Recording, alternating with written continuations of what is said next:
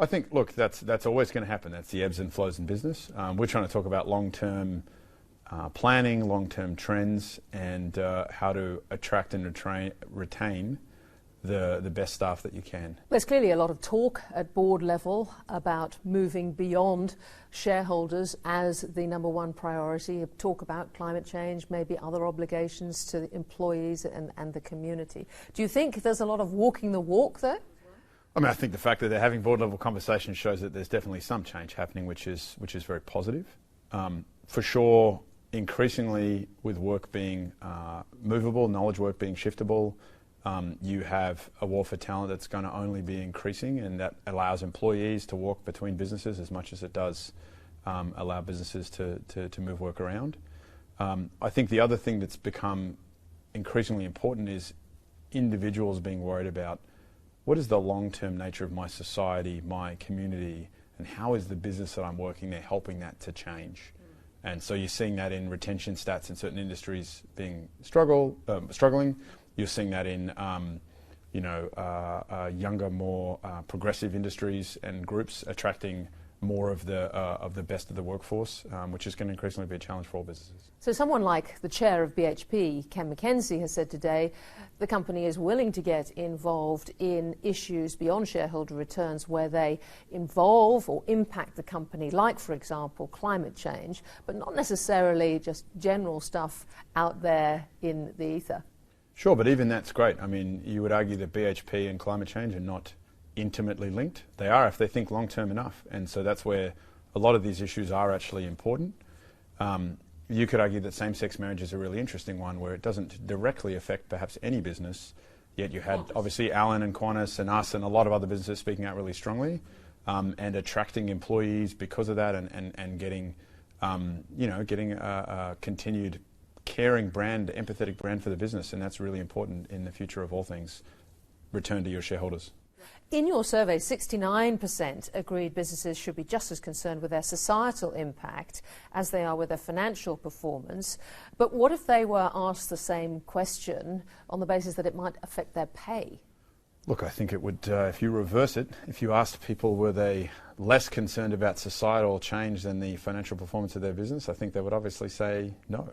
Right? It would be, so you can reverse it any which way. But I guess what I'm saying is if it's going to hit their pocket because the company has to focus differently or actually spend money, aren't we going to get a different response from people?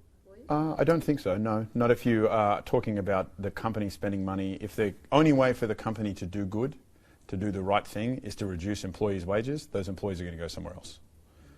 There has to be a way for the company to say we're going to benefit society and we're going to generate profits, and we're going to pay people fairly, and we're going to think long-term about how we do that. Again, is it going to affect employees' pockets tomorrow? No. Will it affect them in 10 years if that company's not around? Absolutely. Well, again, in the survey, 31% of employees actually agree or strongly agree that they would quit their job if their employer were to act in a way that didn't align with their values. Now, it's easy to tick a box on this one. I wonder if many of these people have actually been fired or lost their jobs and actually been through that.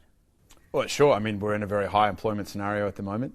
Remains to be seen how that will be. Obviously, that will affect short-term attitudes. We're trying to focus on the long-term attitude here. Will the long-term more work move into knowledge work? Yes. In the long term, will those employees be more mobile? Yes. Does this mean companies have to compete for that talent? Yes. In the tech industry, I think we're on the forefront of seeing this with incredibly mobile workforces that are incredibly competed for, and that's why you see the tech industry being some of the most progressive on a lot of these social, environmental and community causes.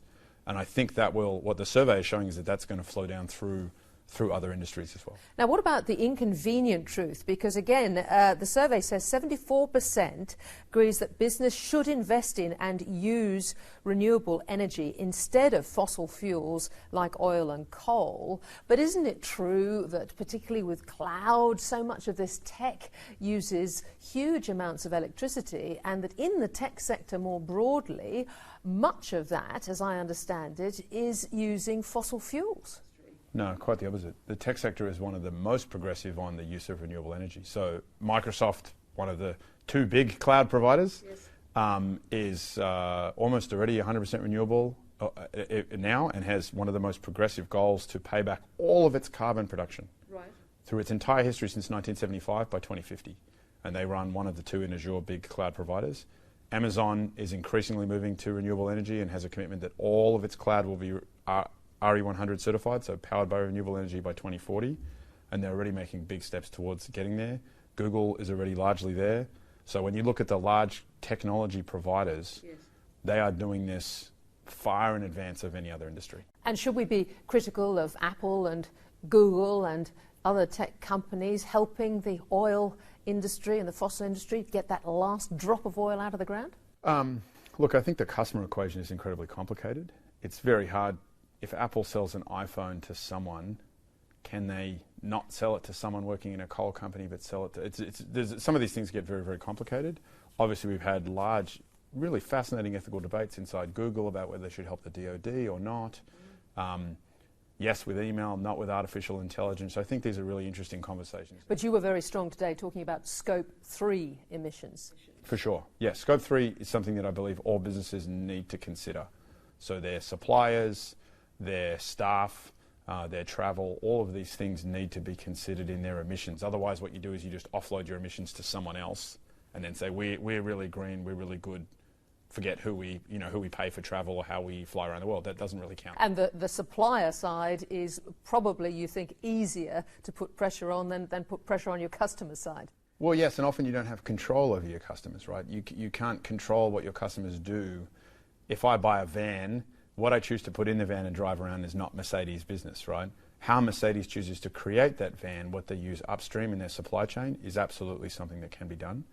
And that's where, again, you get to customer preferences. If customers know Mercedes is doing all of the right things, will they choose a Mercedes van over someone else's, and does that drive positive business outcomes for them? You were asked today about Atlassian not paying any tax, but putting all your investment actually into R&D, using R&D tax concessions and actually creating employment in Australia.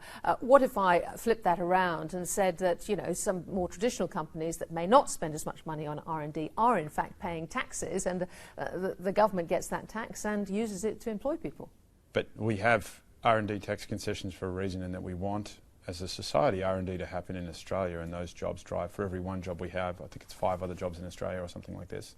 But you'd argue it's growing the pie more rather than paying tax, which might end up in government coffers and might not be so effective at employing people. No, I'm not arguing that at all. I'm not saying the government does a bad job with tax dollars or anything. I'm saying that what we do as a fast growth business is try to grow our business as fast as possible and to generate and create as many great products as possible, and that takes incredible amounts of R&D. It's part of our business model to invest in that R&D. We can choose to do that anywhere in the world.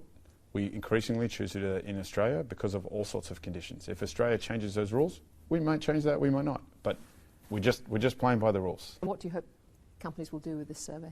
I hope that business leaders in general will feel a little less hesitation in speaking out on what they think is important.